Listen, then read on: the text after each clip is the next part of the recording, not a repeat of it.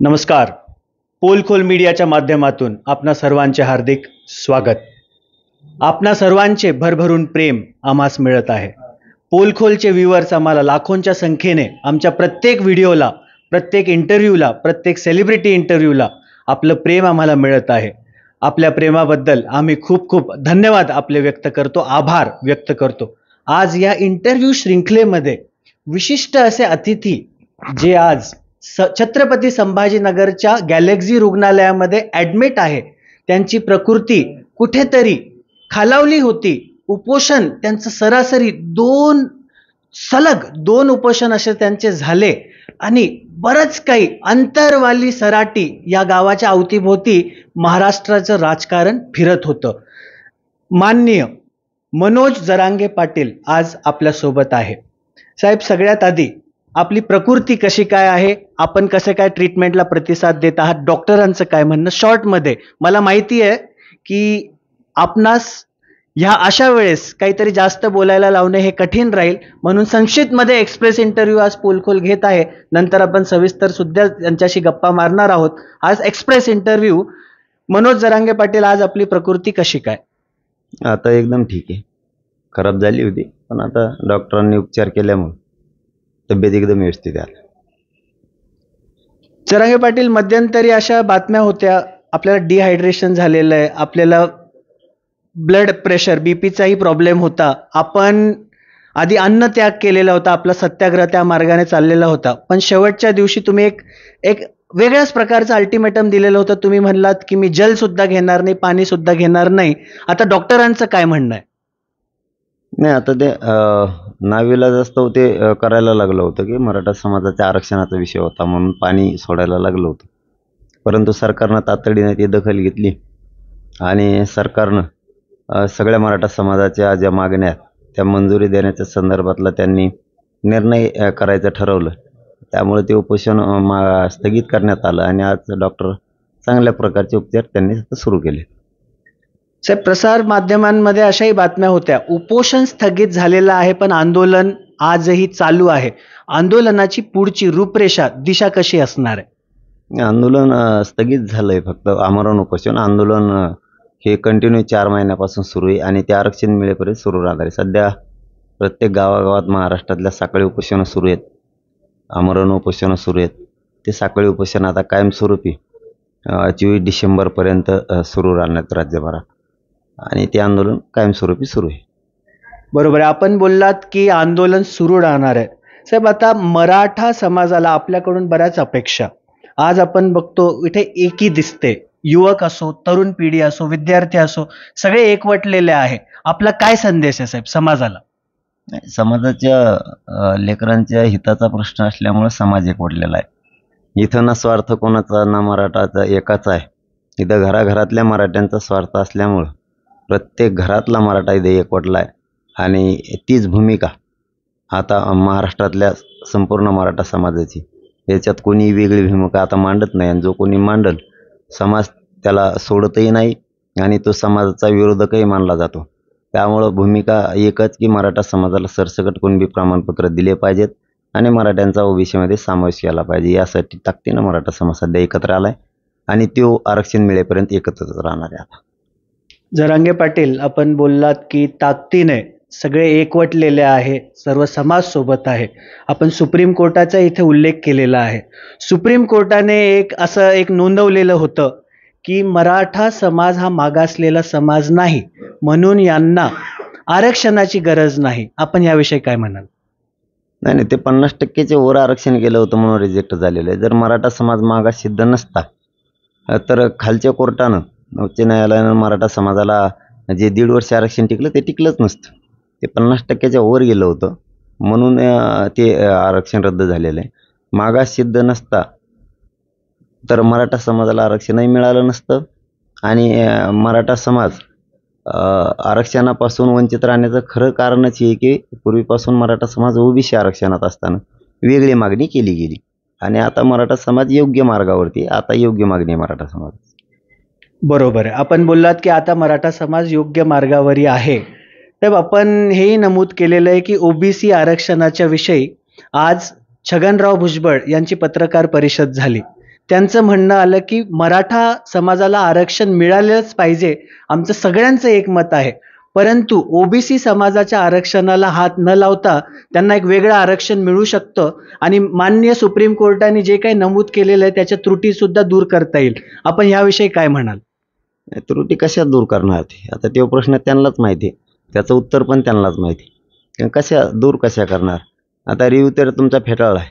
क्युरिटी पिटिशनच्या माध्यमातून तुम्ही त्रुटी भरूच शकत नाहीत. कशा भरणार आहेत? कारण त्याचं तेव्हा पण कोर्टामध्ये हिअरिंग होतच नाही आता. त्यामुळे जी पूर्वीचा निकाल आहे तोच ज्या न्यायाधीश महोदयांनी दिलेला आहे त्यांच्यासमोर तो विषय जातो आणि पूर्वी जो निकाल दिला त्याचं पुनर्वाचन होत असतं. कारण तिथं तुम्ही त्रुटी भरून दिलेला अहवाल स्वीकारला जात नाही. क्युरिटी पिटिशनच्या माध्यमातून तुम्ही वर उपचार करू शकता, आज जाऊन तुम्हाला काम करता येत नाही. त्यामुळे ते कसे देणार आहेत याचं उत्तर आता त्यांनाच माहिती आहे. पण आमचं उत्तर आम्हाला माहिती आहे की आम्ही पूर्वीपासून ओबीसी आरक्षणात आहेत. आमचा एक कुणबी मराठा भाऊ म्हणून तिथं आहे, आम्ही पण तिथंच आहेत. फक्त ते आता वेगळं द्या जाणून बुजून म्हणायचं आहे, कारण त्यांना आमचं जे आरक्षण हक्काचं आहे ते खायचं आहे.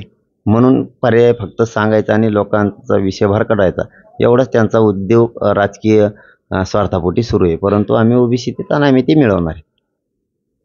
जरांगे पाटलांचं म्हणणं आहे की आम्ही ते आरक्षण जे आमच्या हक्काचं आहे ते आम्ही अवश्य मिळवणार.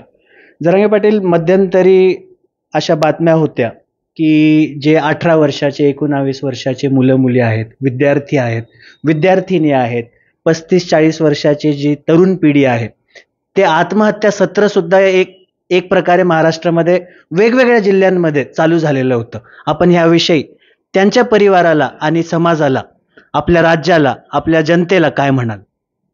मी प्रत्येक वेळेस आव्हान करत असतो की कोणीच आत्महत्या मराठा आरक्षणासाठी करू नका. कारण आवश्यक आहे की तुमचं कुटुंब, तुम्ही आत्महत्या केल्याच्यानंतर तुमचं कुटुंब उघड्यावरती पडतं, कोणीही लक्ष देत नाही. हे खरं आहे की आरक्षण हे आवश्यक आहे, परंतु याचा अर्थ असा नाही की तुम्ही जीवन पण संपवलं पाहिजे. कारण आपल्या कुटुंबाची खूप रांगोळी होती त्यानंतर. आणि आंदोलन हे उग्रसुद्धा करायची आवश्यकता नाही. शांततेत जरी आंदोलनं केलं तरी या शांततेचे युद्ध हे रोखता येत नाही कोणाला. कारण हे शांततेचं आंदोलन या देशात आत्तापर्यंत कोणाला रोखता आलेलं नाही. म्हणून कोणी आत्महत्या करू नका. इथून पुढेही मी आपल्या चॅनलच्या माध्यमातून मराठा बांधवांना विनंती करतो की बाबा, आत्महत्या करू नका, ती शेवटचा पर्याय नाही आहे.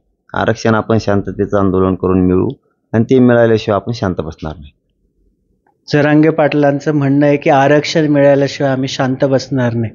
जरांगे पाटील, मध्यंतरी अशाही बातम्या होत्या, नुसतं आंतरवाली सराटीमध्ये नाही पण इतर जिल्ह्यांमध्ये सुद्धा जे वडीलधारी माणसं आहे त्यांनी स्वतःच्याच घरी, जेव्हा त्यांना बातम्या माहिती पडल्या की आपण जल सुद्धा त्यागणार आहे, त्यांनी स्वतः अन्न त्याग केलेलं होतं आणि त्यांचं वेगळंच प्रकारचं एक उपोषण घरच्या घरी बसून सुद्धा वडीलधारी माणसांचं, ज्यांचं वय सुद्धा जास्त आहे, छोटी छोटी मुलं जे शाळेत आहेत, त्यांनी सुद्धा कुठेतरी उपवास करायला सुरुवात केलेली होती. याविषयी आपण मुलांना आणि जे वडीलधारी माणसं आहे, जे आयुवर्ग ज्यांचं जास्त आहे, यांना काय द्याल, यांना काय मेसेज द्याल?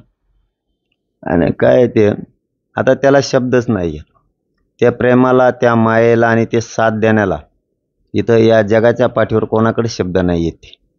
कारण ज्यावेळेस आपण एखाद्या समाजाला आपल्या मायबाप मानतो आणि परिवार मानतो, त्यावेळेस आपण त्या कुटुंबाचं आणि त्या समाजाचं सदस्य मानलेला असतो. आणि मग हे माय लेकराचं नातं होतं.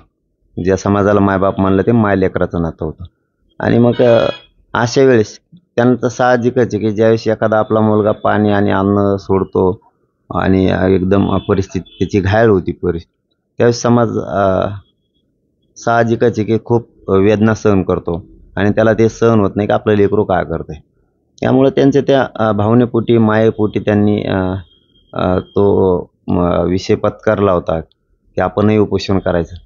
परंतु त्यांची ती आग्रहाची मागणी, ती माया बघून शेवटी मलाच समाजाच्या शब्दाच्या पुढे जाता आलं नाही. आणि खरंच सांगायचं ठरलं तर मी 90% फक्त समाजाच्या आग्रहाखातर आणि प्रेमाखातरच उपोषणाचा हट्ट माग स्थगित करण्याचा घेतलेला आहे. नसता सरकारसाठी मी घेऊ शकत नव्हतो.